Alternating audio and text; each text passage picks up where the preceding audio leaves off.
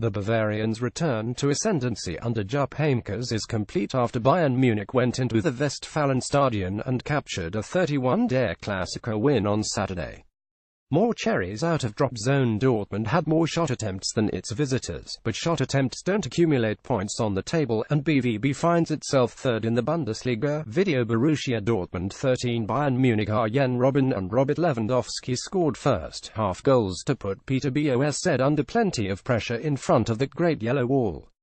David Alaba made it 67th minute, and the idea of a title race in Germany is already feeling a bit like a dream. There's silver lining for American fans, as Christian Pulisic nutmegged Robben en route to Bayern's lone goal, an 88th-minute wonder from ex-Barcelona centre-back Marc Bartra. Also, thanks to Paul Carr of ESPN for these nuggets in Europe's top 5 leagues, 3 players have attempted 14 only-verns in a game this season. Neymar 3x Messi 3x Pulisic today. Paul Carr at the Raspen November 4, 2017. RB Leipzig 21 Hannover 96 test passed for RBL, who moved 4 points clear of Hannover and into second place with a comeback win. Jonathas put the visitors ahead, but Yannick Poulsen and Timo Werner scored in 15 second-half minutes for all 3 points. Freiburg 0-1 Schalke. Daniel Caligiuri scored a Bundesliga goal for the 7th straight season, and it's a big one. Schalke has moved level with BVB on 20 points, and 5 back of leaders Bayern.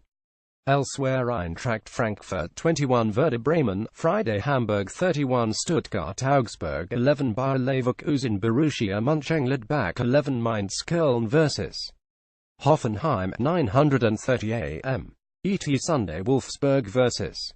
Hertha Berlin, noon ET Sunday. Follow at Nicolas Mendler. Reds score twice in 3 first-half minutes. Liverpool 6th with 19 points. West Ham now 17th. Red Hawk Mohamed Salah scored 2 more goals as Liverpool hammered West Ham United 41 at the London Stadium on Saturday, in what will surely lead to more calls for Bayern's coach Slaven Bilic's job.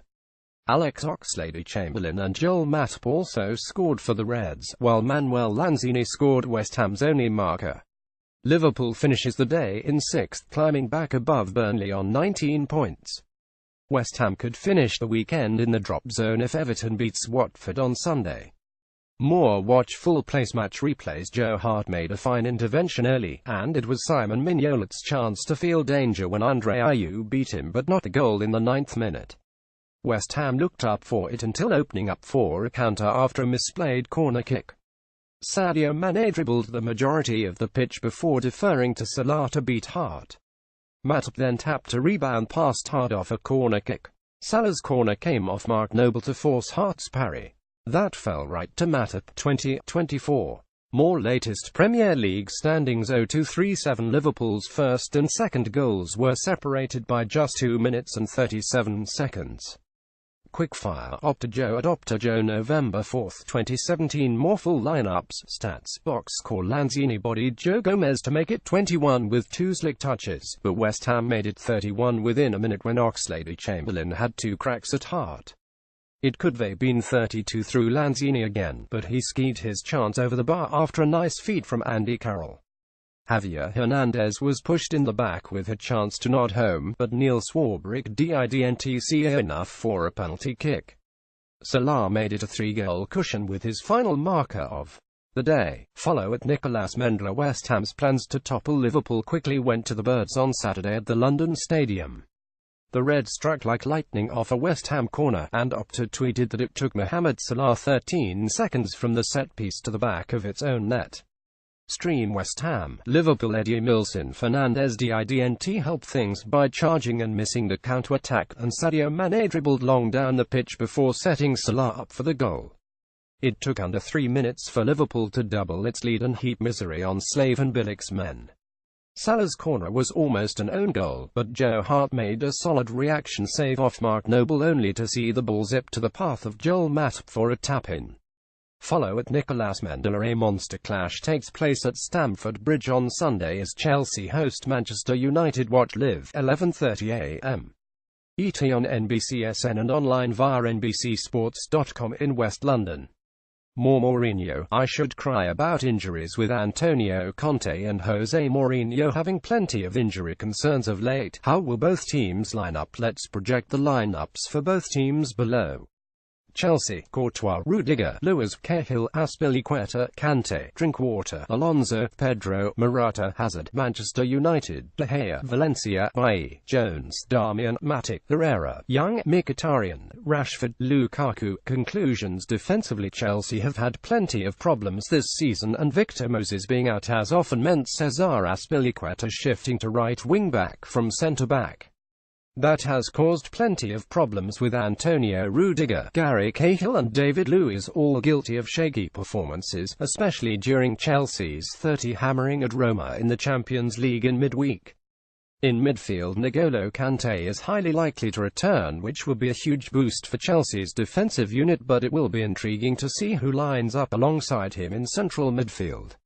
Djemwe Bakayoko is the more defensive option, but he has struggled to adjust to the pace of the place, while Cesc Fabregas' attacking instincts may see him get the nod for such a huge game.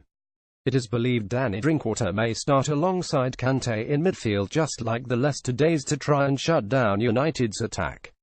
In attack, the trio of Eden Hazard, Pedro and Alvaro Morata has been working well for Chelsea, but Morata has been guilty of missing gilt-edged chances and speaking out of line lately. As for Manchester United, Jose Mourinho doesn't want to talk about injury concerns but he will be without Marcos Rojo, Paul Pogba, Marwan Fellaini and Zlatan Ibrahimovic once again for this clash. Mourinho could go for a 3-4-3 formation just like he did against Tottenham last week, but it seems likely he will revert to a 4-2-3-1 with Rashford and Young out wide to give plenty of cover to his full-backs. The big question in attacking midfield will be if Henrik Mkhitaryan keeps his place ahead of Juan Mata, or if United's lineup has a slightly more defensive look with another defensive midfielder included. Daley Blind could perhaps slot in to do a job in defensive midfield depending on the formation. Follow at JPW_NBC Sports. David Wagner was beaming after Huddersfield Town's hard-fought 10 victory against West Bromwich Albion on Saturday. Huddersfield won the game thanks to Rajiv Van La Parra's stunning goal in the first half and the fighting spirit after Christopher Schindler was sent off early in the second half. Speaking to the media after the game, Wagner said the gutsy display was one of the highlights of his entire 2 years in charge of the Terriers. Today was one of the highlights of my 2 years here, Wagner said.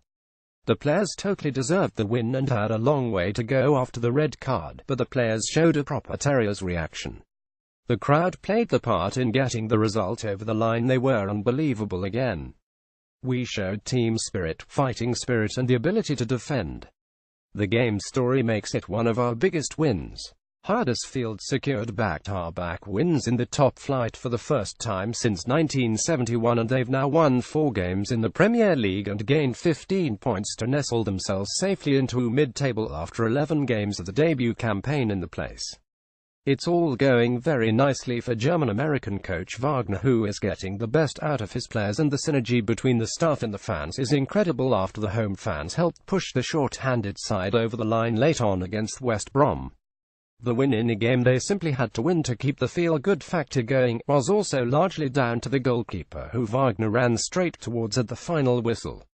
Jonas Lössl came up with big saves to deny James McLean and Matt Phillips late on, and the Huddersfield keeper was mobbed by players and staff at the final whistle. In a nutshell, this game summed up exactly why Huddersfield gained promotion to the Premier League and also why they're doing such a fine job early in the season. With Wagner's 2-year anniversary of taking charge of Huddersfield coming up on Sunday, he can reflect on an incredible journey so far. Follow at JPW_NBC Sports.